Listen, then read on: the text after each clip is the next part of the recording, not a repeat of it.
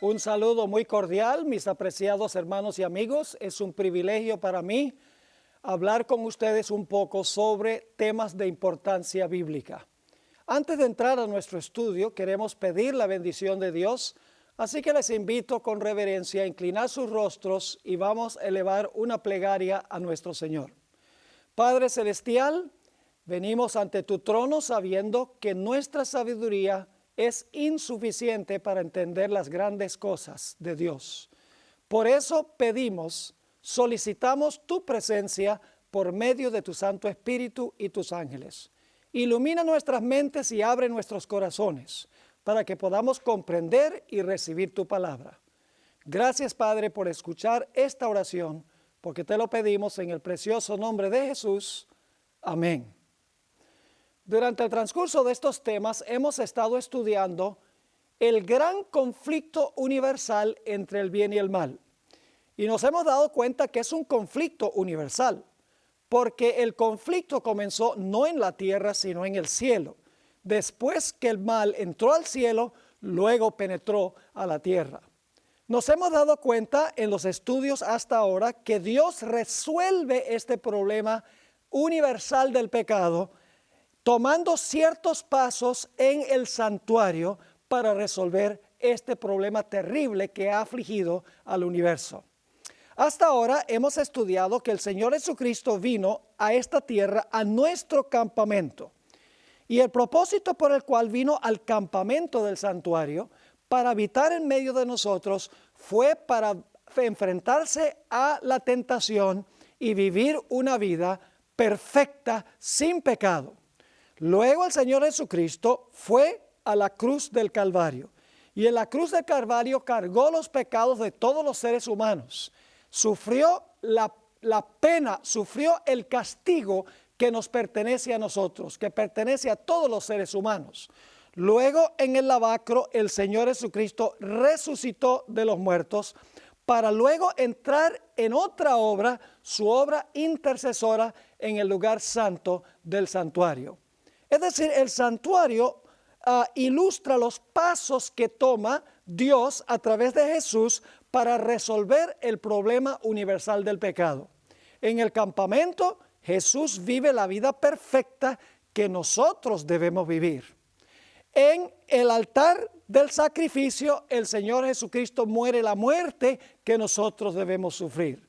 Luego el Señor Jesucristo resucita para poder entrar al cielo, al lugar santo, para interceder por nuestros pecados. Hemos visto que la obra que desempeña Jesús en el campamento y en el atrio es una obra para todos los seres humanos que jamás hayan vivido. Mientras que su obra en el lugar santo, su obra intercesora, es solo para aquellos que se arrepienten, confiesan su pecado y muestran confianza en Cristo Jesús, bautizándose, enterrando sus pecados en las aguas bautismales. Pero en estos momentos vamos a hablar de la obra siguiente de Jesús. Vamos a hablar de la obra del Señor Jesucristo en el lugar santísimo del santuario. La obra del lugar santísimo tiene que ver con el juicio. Es a donde el Señor Jesucristo desempeña una obra de juicio. Así que hemos visto varias funciones de Jesús. Lo hemos visto como el cordero sin mancha en el campamento. Lo hemos visto como el cordero que es inmolado y muere en el altar del sacrificio. Lo vemos como el que resucitó en la fuente. Ya lo hemos visto como el que comienza su obra intercesora en el cielo y continúa durante toda la dispensación cristiana. Ahora queremos movernos con Jesús al lugar santísimo del santuario, a donde Jesús va a desempeñar una obra de juicio. Ahora, debo decir que en el lugar santísimo del santuario se encuentran todas las verdades distintivas de la Iglesia Adventista del Séptimo Día. Es decir, ahí se encuentran las doctrinas que especialmente nos distinguen a nosotros de todas las demás iglesias. Porque en el lugar santísimo estaba el arca del pacto y dentro del arca del pacto estaba la santa ley de Dios. Esa ley que los adventistas enseñan que todavía hasta el día de hoy está vigente. En la ley de Dios, en todo el centro de la ley de Dios, se encuentra el mandamiento del sábado. Es decir, en el lugar santísimo, dentro del arca, están los 10 mandamientos que los adventistas enseñan que todavía están vigentes, porque allá están. Y en el centro de los 10 mandamientos, en el arca del pacto, se encuentra el santo sábado, el día que los adventistas enseñan que se debe guardar. Según nos dice el libro de Hebreos, también había un pote de maná allí en el arca. Y lo interesante es que cuando uno examina las historias del maná en el Antiguo Testamento, está relacionado el maná con la observancia del sábado y también con la importancia de cuidar la salud, porque Dios le dio maná al pueblo de Israel para que ellos vivieran una vida saludable, una vida que tuviera todo lo necesario para buena salud física, mental y espiritual.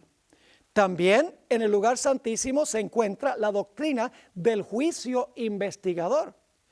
Esa es una doctrina característica de la iglesia adventista, porque en el lugar santísimo es que se desempeña una obra de juicio. Por eso los adventistas enseñan que la hora de su juicio ha llegado y apuntamos hacia el lugar santísimo donde se empeña la obra de juicio. También en el lugar santísimo se encuentra una doctrina muy interesante, y es que cuando una persona muere, queda muerta hasta el momento de la resurrección. Eso lo vamos a estudiar un poco más detenidamente en el transcurso de nuestro tema. Pero también encerrado allí en el lugar santísimo se encuentra el concepto de que una persona cuando muere queda muerta, y entonces cuando Cristo venga lo va a resucitar después de haber examinado el caso de esa persona en el juicio en el lugar santísimo del santuario. Ahora, hemos visto antes que el juicio consta de 3 pasos específicos. En primer lugar, se investiga el caso. Luego, en segundo lugar, después que se ha investigado el caso, se pronuncia la sentencia. Y luego entonces llega el momento en que la sentencia se implementa o la sentencia se ejecuta. Debo decir que cuando Jesús comenzó su obra como juez en el lugar santísimo del santuario, no suspendió su obra intercesora, porque Jesús continúa intercediendo, pero añade una función, que es la función de juez.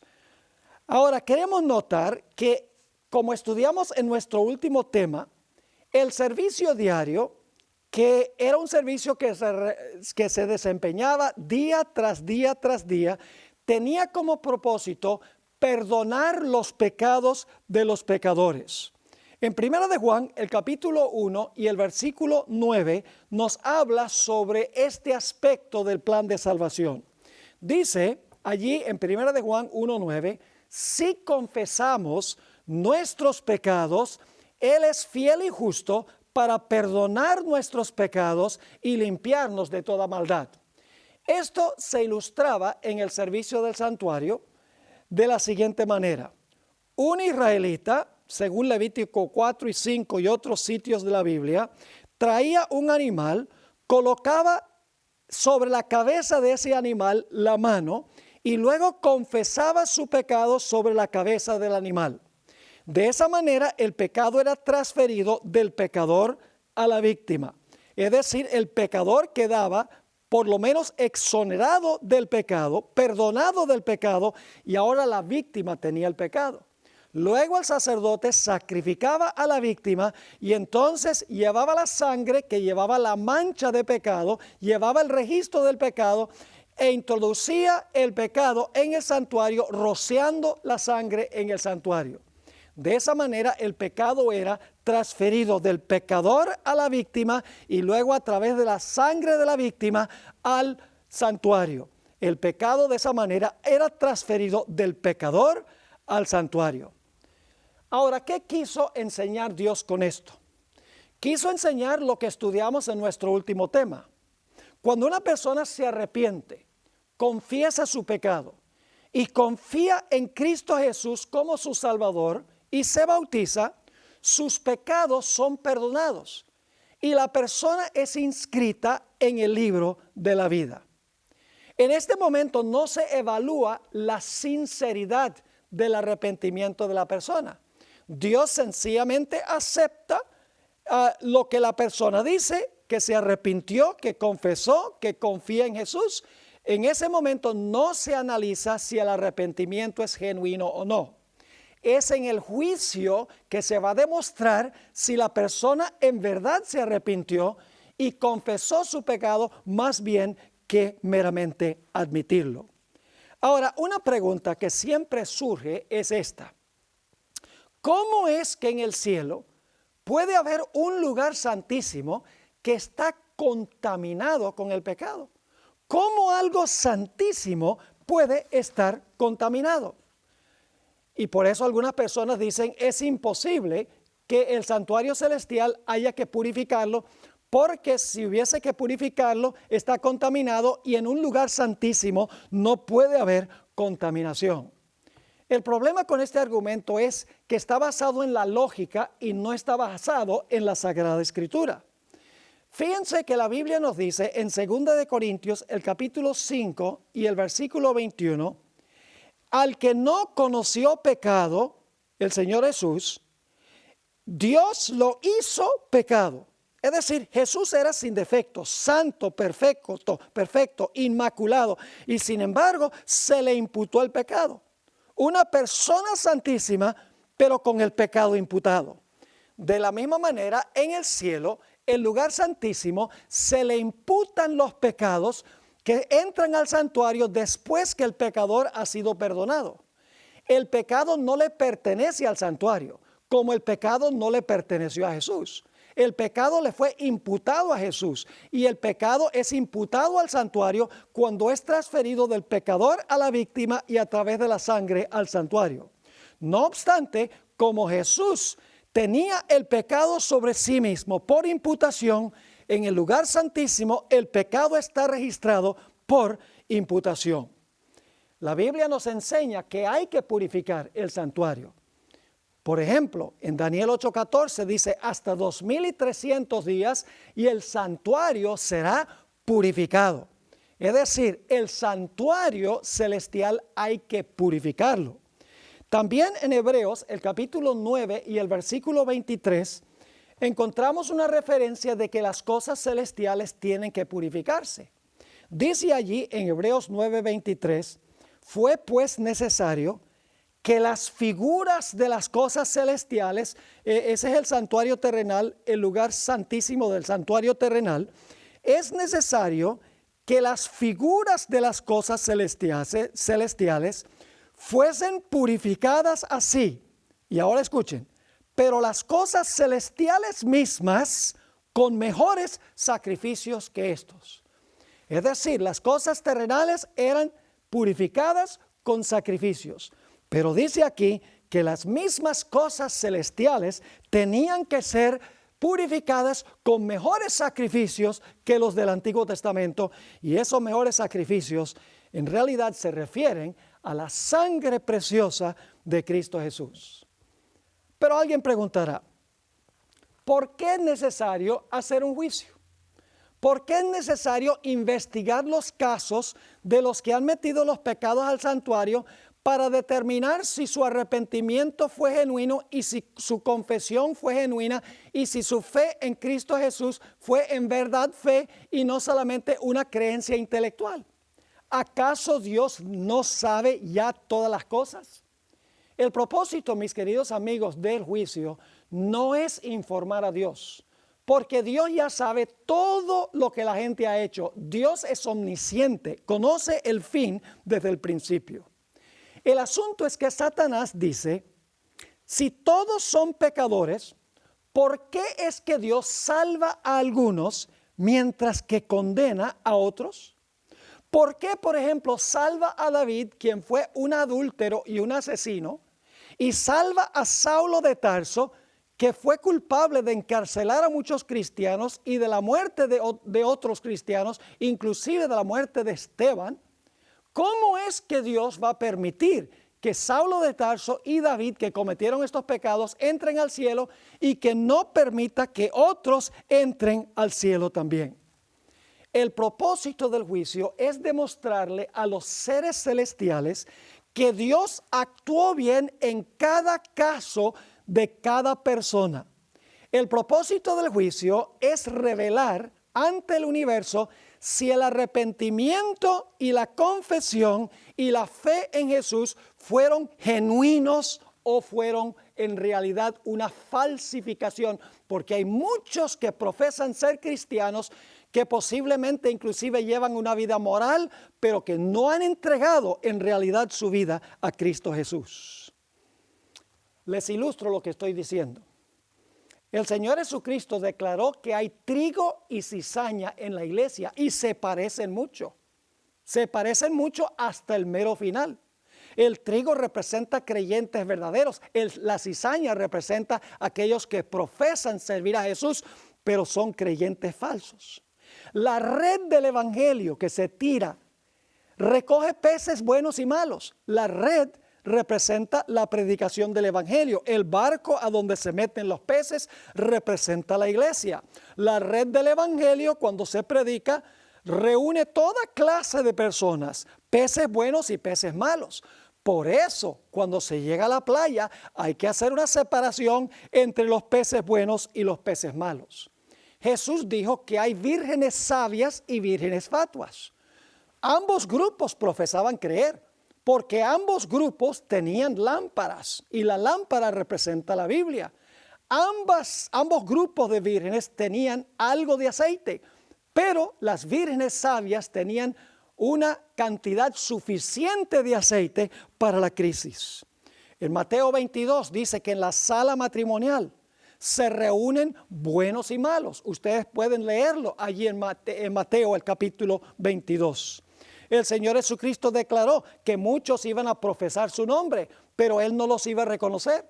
Jesús declaró en Mateo 7 que algunos iban a decir en aquel día: Señor, Señor, ¿no echamos demonios en tu nombre? Señor, Señor, ¿no hicimos milagros en tu nombre? Señor, Señor, ¿no echamos demonios en tu nombre?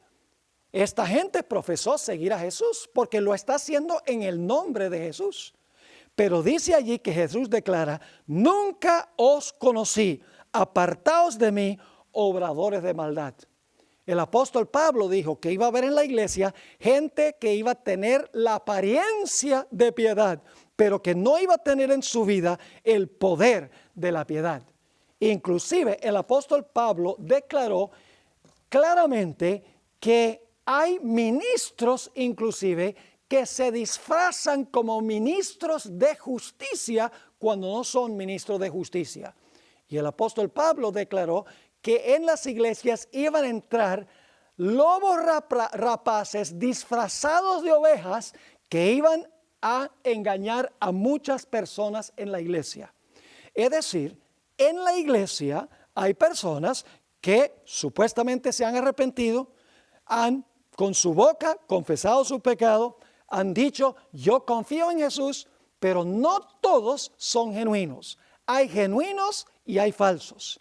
El proceso del juicio antes de la segunda venida es hacer una distinción entre los que son verdaderos creyentes y los que no son verdaderos creyentes. Quiero leer una cita que encontramos en El Conflicto de los Siglos, página 474. Dice: y así como la purificación típica de lo terrenal, es decir, del santuario terrenal, se efectuaba quitando los pecados con los cuales había sido contaminado, así también la purificación real de lo celestial debe efectuarse quitando o borrando los pecados registrados en el cielo. Es decir, los pecados que entraban al santuario en el Antiguo Testamento que contaminaban el santuario, en el día de expiación tenía que sacarse para purificar el santuario. Está diciendo la escritora que lo mismo sucede con el santuario celestial, pero en realidad, no en símbolo. Los pecados que han entrado por la sangre de Cristo, hay que purificar el santuario y hay que sacarlos del santuario. Sigue diciendo la cita: pero antes de que esto pueda cumplirse,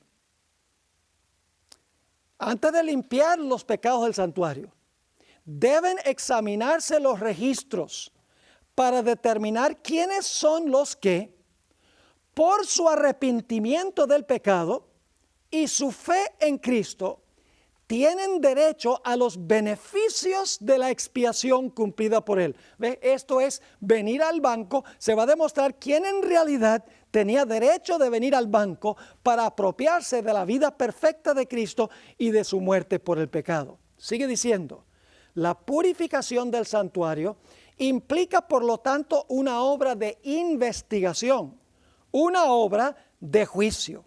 Esta obra debe realizarse antes de que venga Cristo para redimir a su pueblo. Pues cuando venga, su galardón está con Él para que pueda otorgar la recompensa a cada uno según haya sido su obra. Es claro, la investigación tiene que realizarse antes que Jesús venga, porque cuando Jesús venga va a traer el galardón. Pero para traer el galardón tiene que haber decidido de antemano en el juicio cuál va a ser el galardón. Entonces, el propósito del juicio no es informar a Dios, sino es revelarle a todos los seres del universo que Dios actuó correctamente en cada caso de las personas que profesaron el nombre de Cristo Jesús. Ahora necesitamos preguntarnos, ¿cuándo comenzó el juicio? La Biblia nos dice cuándo comenzó. No comenzó en los días del apóstol San Pablo. Notamos en Hechos 17, 30 y 31 que en los días de Pablo el juicio todavía era futuro. Dios había establecido un día para juzgar y ese día es el día de la expiación. Dice allí en Hechos 17, 30 y 31, pero Dios, habiendo pasado por alto los tiempos de esta ignorancia, ahora manda a todos los hombres en todo lugar que hagan ¿qué cosa? Que se arrepientan. Es decir, ahora todos los hombres tienen que arrepentirse, confesar sus pecados y creer en Jesús.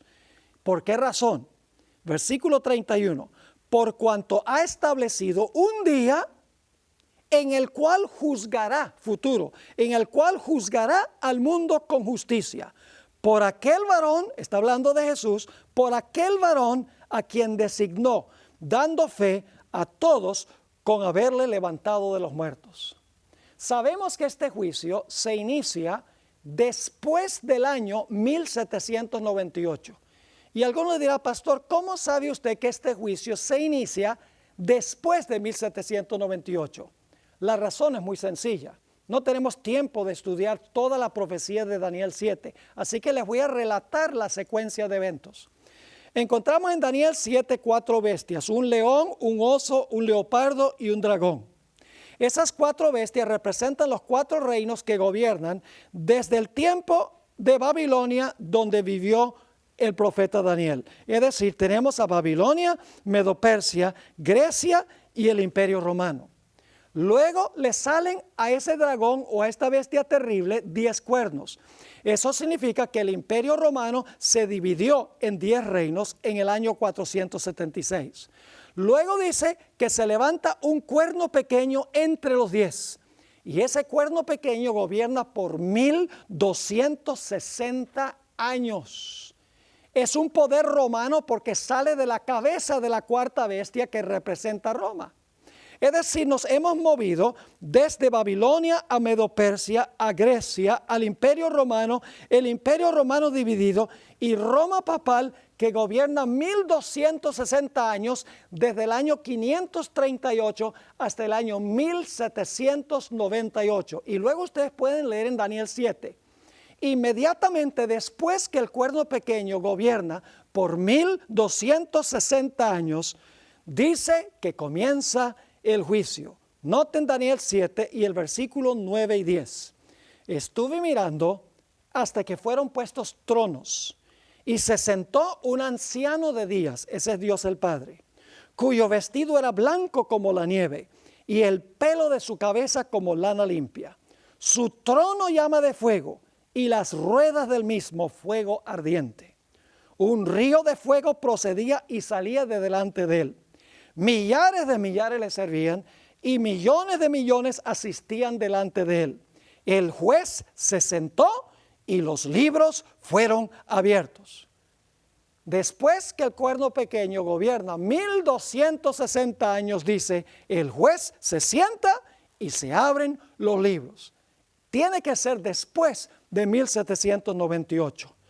Y luego en los versículos 13 y 14 encontramos que una vez que el Padre se mueve para comenzar el juicio, luego el Señor Jesucristo se mueve para allá también. En el versículo 13 dice, miraba yo en la visión de la noche, y he aquí con las nubes del cielo, venía uno como un hijo de hombre. Y ahora escuchen, no viene el hijo del hombre a la tierra en este versículo. Dice, venía como un hijo de hombre que vino hasta el anciano de días. Es decir, el Padre se mueve a cierto lugar en el cielo, y luego entonces después se mueve el Hijo del Hombre a ese mismo lugar para comenzar la obra de juicio. Y noten lo que sigue diciendo. Nuevamente el versículo 13. Miraba yo en la visión de la noche, he aquí con las nubes del cielo venía uno como un hijo de hombre, que vino hasta el anciano de días y le hicieron acercarse delante de él. Y ahora escuchen a qué va el Hijo del Hombre a ese lugar. Va para que el Padre le dé el reino. Dice en el versículo 14, y le fue dado dominio, gloria y reino, para que todos los pueblos, naciones y lenguas le sirvieran. Su dominio es dominio eterno que nunca pasará, y su reino uno que no será destruido. Ahora algunos se preguntará, ¿qué significa eso que Jesús fue a adquirir su reino? Generalmente pensamos de un reino como un área geográfica, es decir, como una región geográfica.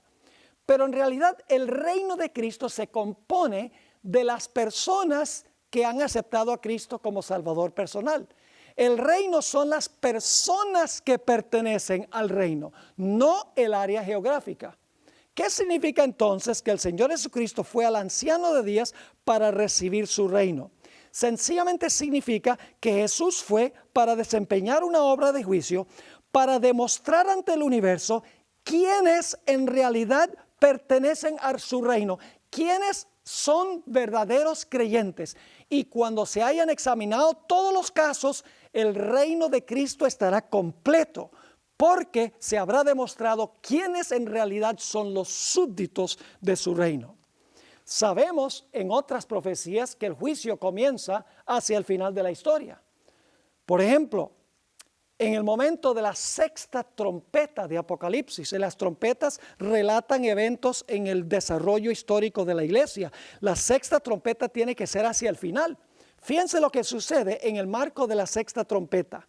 El templo de Dios fue abierto en el cielo, y el arca de su pacto se veía en el templo. Y hubo relámpagos, voces, truenos, un terremoto y grande granizo. Noten que llega el momento bajo la sexta trompeta, hacia el final de la historia de la iglesia, en que se abre el lugar santísimo y se ve el arca del pacto. Eso sucedía solamente en el día del juicio de Israel, en el día de expiación. Ahora la Biblia nos dice qué año iba a pasar eso, y nos dice también en qué día y qué mes. En Daniel 8:14 dice, hasta 2300 tardes y mañanas, luego el santuario será purificado. Los 2300 días comienzan en el año 457 a.C. Va uno hacia adelante 2300 días, y los días son años en las profecías, y llega uno hasta el año 1844. Pero hay una profecía que también nos dice qué día y mes iba a comenzar el juicio. Levítico 23:27 nos dice que el día de expiación en Israel se realizaba el 10º día del 7º mes. Y el 10º día del 7º mes, en 1844, caía el 22 de octubre. Así que sabemos que el juicio comienza el 22 de octubre de 1844. Se empieza allí a evaluar los casos de cada persona que profesó creer en Cristo. No se consideran los casos de los impíos, los que no reclamaron a Jesús. Esos casos no se consideran. Solamente se consideran los casos de los que profesaron recibir a Cristo Jesús. Entonces ya sabemos cuándo se iba a iniciar el juicio, el 22 de octubre de 1844. ¿A dónde se realiza este juicio? Ya nosotros lo notamos en Daniel 7. Dice que se realiza a donde está el anciano de días, a donde está Dios el Padre. Y Dios el Padre habita en el cielo. Por eso el Señor Jesucristo declaró que debemos orar, Padre nuestro que estás en el cielo. Este juicio se hace en el cielo mientras que los seres humanos viven en la tierra. En Apocalipsis 14, 6 y 7 nos dice, vi volar por en medio del cielo a otro ángel que tenía el evangelio eterno para predicarlo a los moradores de la tierra, a toda nación, tribu, lengua y pueblo. Fíjese que aquí hay un ángel predicando el evangelio y luego dice, diciendo a gran voz, temed a Dios y dadle gloria, porque la hora de su juicio ha llegado. Fíjense que el juicio comienza mientras se está predicando el evangelio. Esto significa que los que están siendo juzgados están en la tierra aún, porque Jesús todavía no ha regresado cuando se inicia el juicio. Ahora surge la pregunta, ¿quiénes van a ser juzgados? Esto lo mencioné antes, pero vamos a mencionarlo de nuevo. Los únicos que son juzgados son aquellos que profesaron el nombre de Cristo Jesús. Y ustedes dirán, pero pastor, ¿por qué solamente a ellos? ¿Por qué no se analizan todos los casos de los creyentes y los no creyentes? Hay una razón especial. Y es que el Señor Jesucristo, cuando regrese a este mundo en su segunda venida, se va a llevar al cielo a las personas que en verdad creyeron en Él. Pero para podérselos llevar al cielo, de antemano tiene que demostrar en el juicio que Él tiene derecho de llevárselos al cielo.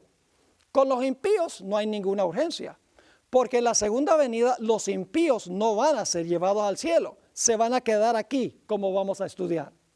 Así que ustedes notarán entonces que la urgencia de juzgar a los que profesaron el nombre de Jesús, a los creyentes, es porque cuando Cristo venga por segunda vez, el Señor Jesucristo va a llevarse a los creyentes fieles. Para eso tiene que haber revelado al universo de antemano que Él tiene derecho de llevárselos. Es decir, los que son juzgados son todos los que creyeron en Cristo. El apóstol Pablo en 2 Corintios 5 y el versículo 10, hablando de la iglesia de Corinto, es decir, de cristianos, porque es necesario que todos nosotros comparezcamos ante el tribunal de Cristo, para que cada uno reciba lo que haya hecho mientras estaba en el cuerpo, sea bueno o sea malo. Todos los creyentes tienen que comparecer ante el tribunal de Cristo para rendir cuentas por lo que hicieron mientras estaban en el cuerpo, es decir, mientras estaban en esta vida en la cual vivimos ahora, y se va a examinar sea bueno o sea malo. Ahora, ¿qué es la evidencia que se examina? En realidad el hombre es salvo por gracia a través de la fe, pero será juzgado por obras, porque las obras demuestran si la fe fue genuina y verdadera. Una persona que dice tengo fe y no tiene obras, Santiago dice, en realidad no tiene fe. La fe se demuestra por las obras. Aunque el hombre es salvo por gracia a través de la fe, es una fe que obra, o si no, no es fe. Así que en el juicio se va a examinar la vida de cada persona. En el libro de Eclesiastés, el capítulo 12 y el versículo 13 y 14, encontramos claramente revelado esto. Dice el sabio Salomón, quien escribió este libro, inspirado por el Espíritu Santo, el fin de todo el discurso oído es este: teme a Dios y guarda sus mandamientos, porque esto es el todo del hombre. Y ahora escuchen por qué debemos temer a Dios y guardar sus mandamientos. Porque Dios traerá toda obra a juicio, juntamente con toda cosa encubierta, sea buena o sea mala. Nuestras malas obras también están registradas en el cielo, al igual que las buenas obras. Pero si nosotros nos hemos arrepentido y hemos en verdad confesado el pecado y en verdad hemos confiado en Jesús como nuestro Salvador personal y se ha demostrado en nuestra vida, la vida de Cristo, la muerte de Cristo, limpia ese pecado del santuario. ¡Qué glorioso mensaje es ese! Ahora, vamos a estudiar un poco el proceso que se sigue en el juicio. Necesitamos explicar cuál es el proceso que Dios sigue desde 1844 hasta que se juzgue la última persona que profesó el nombre de Cristo Jesús. Y vamos a tomar como nuestro ejemplo a Adán, que indudablemente Adán fue la primera persona en ser juzgada en 1844, porque Dios va anotando los nombres de las personas a medida que ellos se arrepienten, confiesan su pecado y creen en el Salvador. En ese momento su nombre es inscrito en el libro de la vida.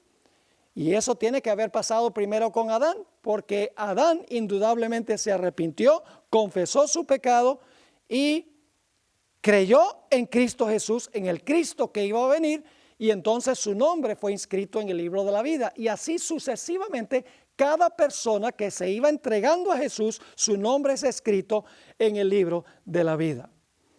Ahora necesitamos preguntarnos, ¿a dónde estaba Adán en 1844 cuando se le llamó a comparecer ante el tribunal de Cristo? Vamos a ver lo que dice San Juan 5 y el versículo 28 y 29. Aquí está hablando Jesús. No os maravilléis de esto, porque vendrá la hora cuando todos los que están en los sepulcros oirán su voz. Y los que hicieron lo bueno saldrán a resurrección de vida, mas los que hicieron lo malo a resurrección de condenación.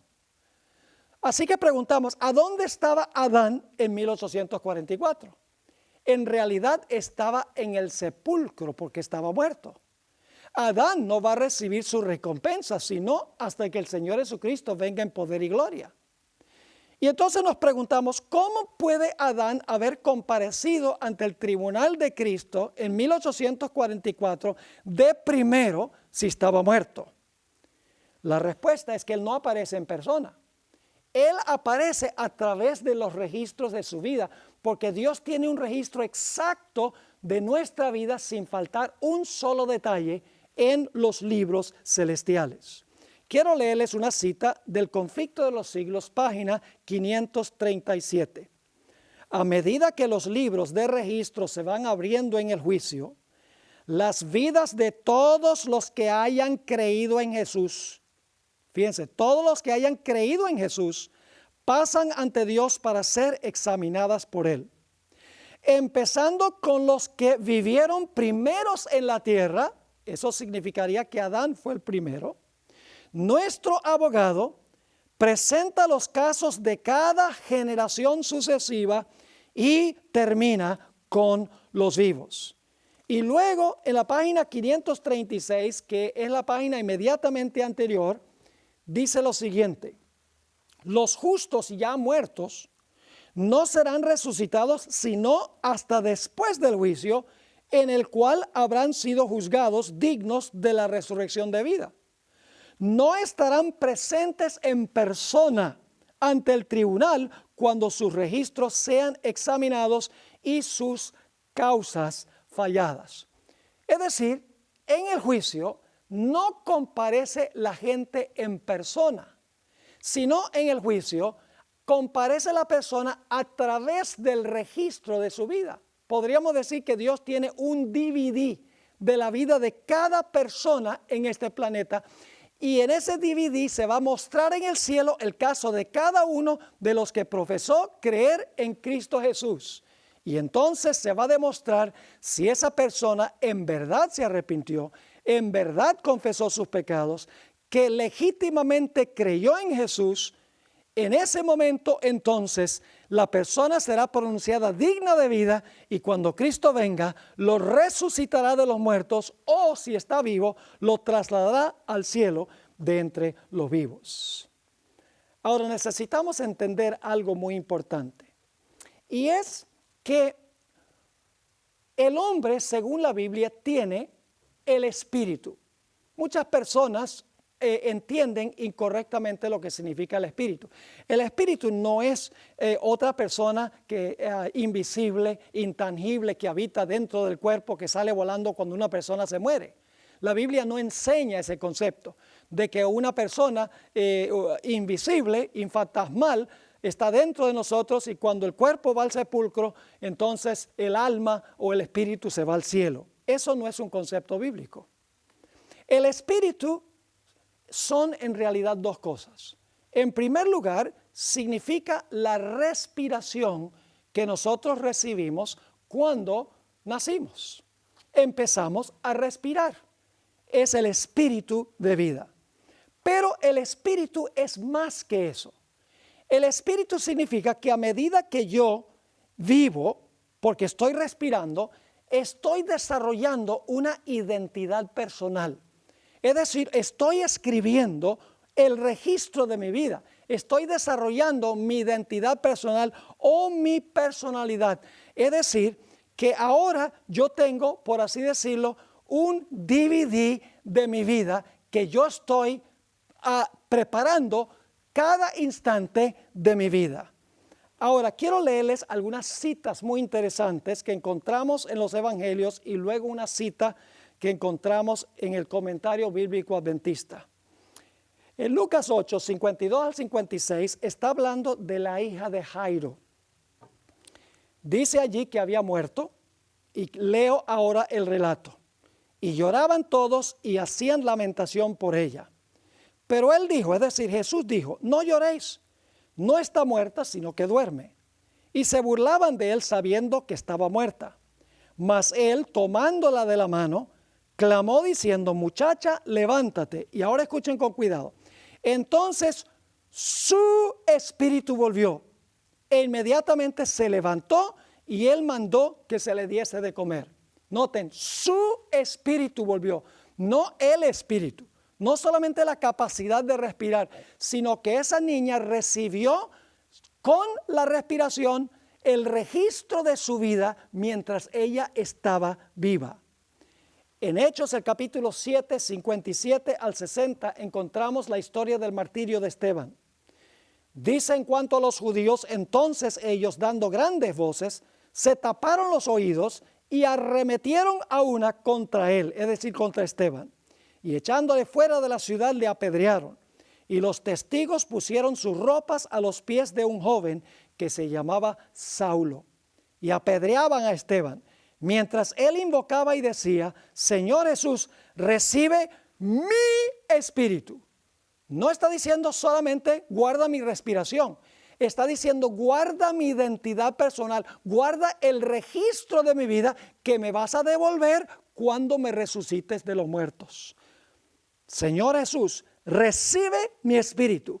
Y puesto de rodillas, clamó a gran voz, Señor, no les tomes en cuenta este pecado. Y habiendo dicho esto, durmió. Podemos decir lo mismo de Jesús. En Lucas 23, 46 nos habla del momento en que Jesús murió. Y fíjense lo que dice allí en ese versículo. Entonces Jesús, clamando a gran voz, dijo, Padre, en tus manos encomiendo, noten, no dice el espíritu, en tus manos encomiendo mi espíritu. Y habiendo dicho esto, expiró. ¿Qué estaba diciendo Jesús? ¿Solamente estaba diciendo guarda mi respiración? No, estaba diciendo guarda el registro personal de mi vida, que cuando tú me resucites de los muertos, cuando me llames del sepulcro, me vas a devolver mi identidad personal con la capacidad para respirar.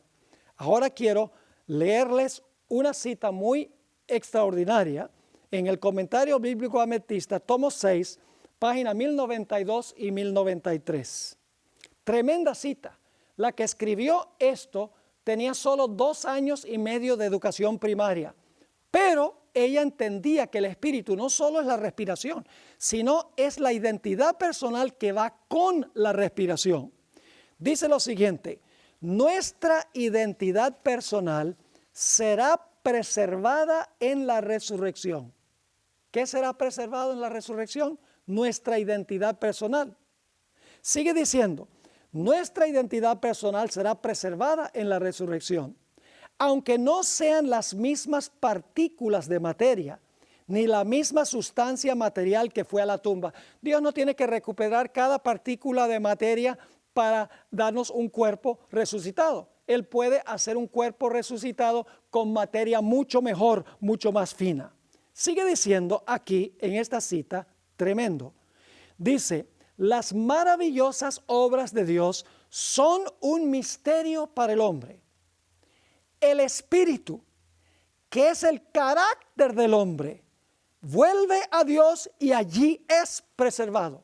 ¿Qué es lo que es preservado? El carácter.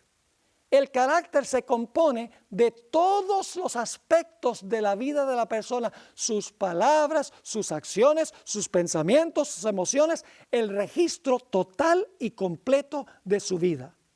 El espíritu, el carácter del hombre, vuelve a Dios y allí es preservado.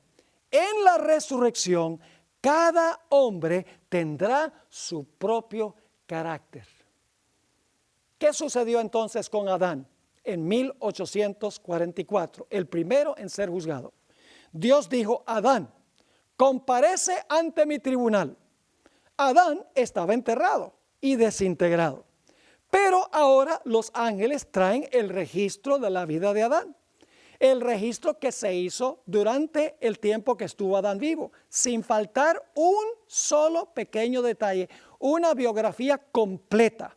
Y ahora se mira la vida de Adán ante todos los seres celestiales.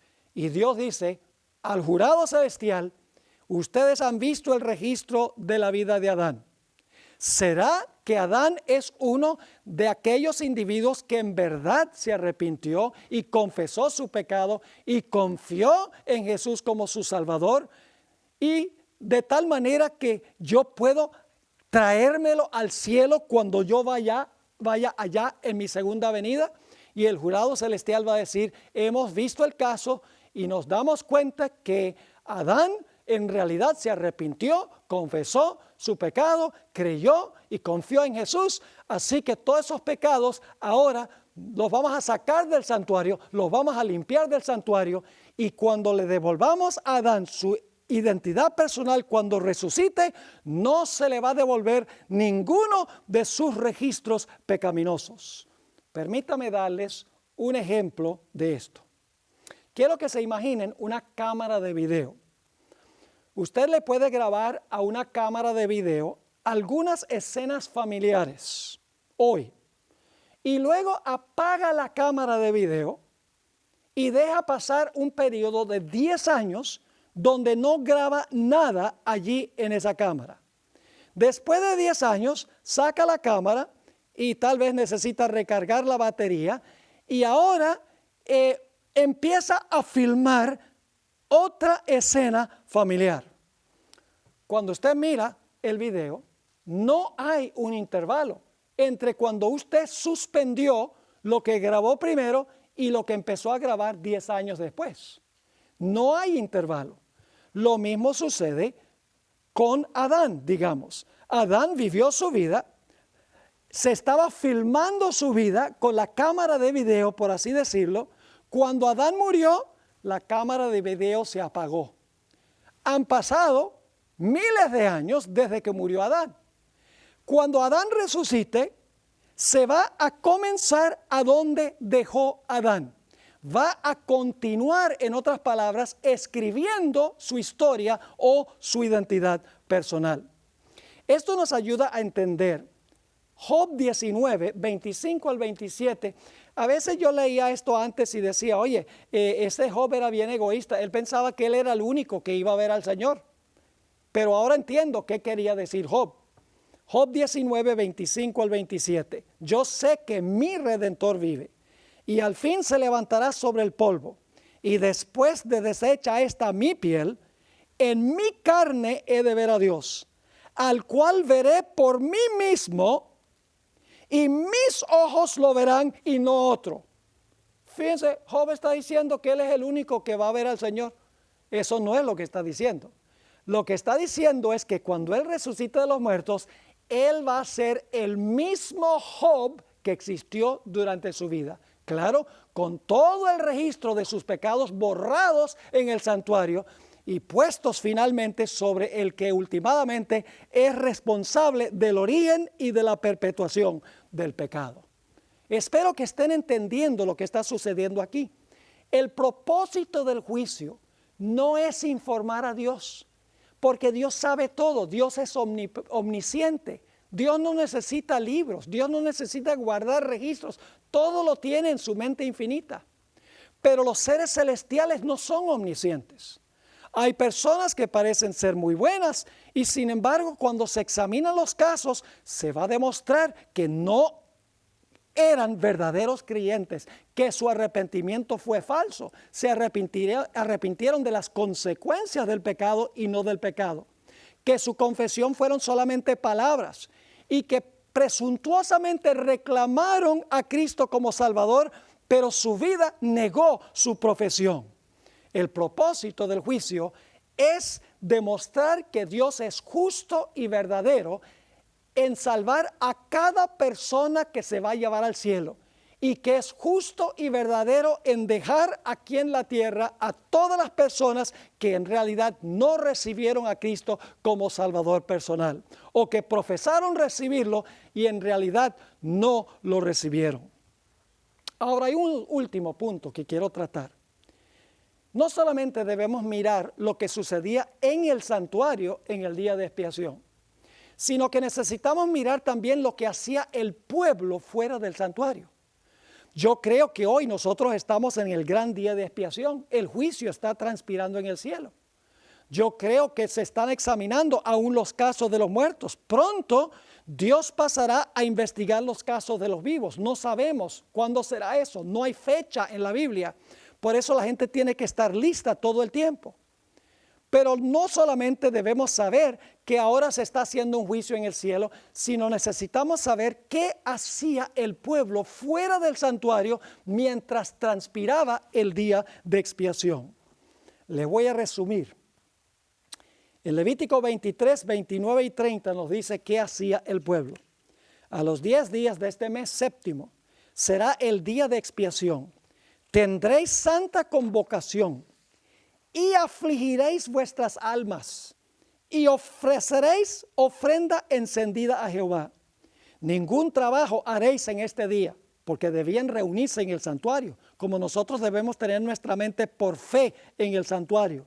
Sigue diciendo en el versículo 28, ningún trabajo haréis en este día, porque es día de expiación para reconciliaros delante de Jehová vuestro Dios.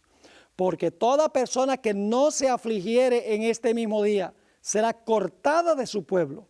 Y cualquiera persona que hiciere trabajo alguno en ese día, o sea que está trabajando en vez de tener su mente allá en el santuario, yo destruiré a la tal persona de entre su pueblo. Ningún trabajo haréis. Estatuto perpetuo es por vuestras generaciones en donde quiera que habitéis. Día de reposo será vosotros y afligiréis vuestras almas, comenzando a los 9 días del mes, 9 días del mes en la tarde, de tarde a tarde, guardaréis vuestro reposo o guardaréis vuestro sábado. En el gran día de expiación, lo que hay que estar haciendo es afligiendo el alma. Hay varias cosas que se hacían. Si ustedes leen Joel, el capítulo 2 y el versículo 11 al 17, un pasaje que no tenemos tiempo de leer.